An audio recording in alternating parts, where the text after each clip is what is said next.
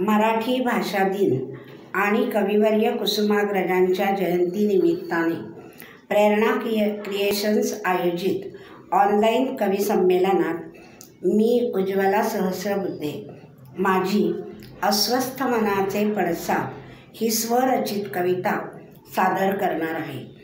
गेली 2 वर्षे आपण कोरोनासारख्या अघटित अशा संकटाला तोंड देत आहोत.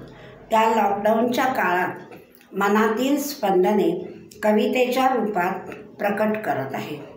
कवितेचं नाव आहे अस्वस्थ मनाचे पडसाद. वाटले नव्हते इतके अगतिक जगावे लागेल कधी.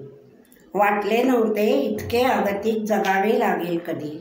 मरणाआधी सरणावर आपुले मन हे गेले आधी. मरणाआधी सरणावर आपुले मन हे गेले आधी. नाही वाटले आजवर कधी वय झाले निवृत्तीचे.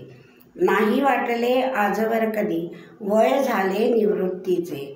मनामनातून वाहत होते झरे ते चैतन्याचे. मनामनातून वाहत होते झरे ते चैतन्याचे. अचानक यावी टोळधाड तशी व्याधी आली जनी. अचानक यावी टोळधाड तशी व्याधी आली जनी. स्पर्शाची अन सहवासाची भीती बसली मनी. स्पर्शाची अन सहवासाची भीती बसली मनी.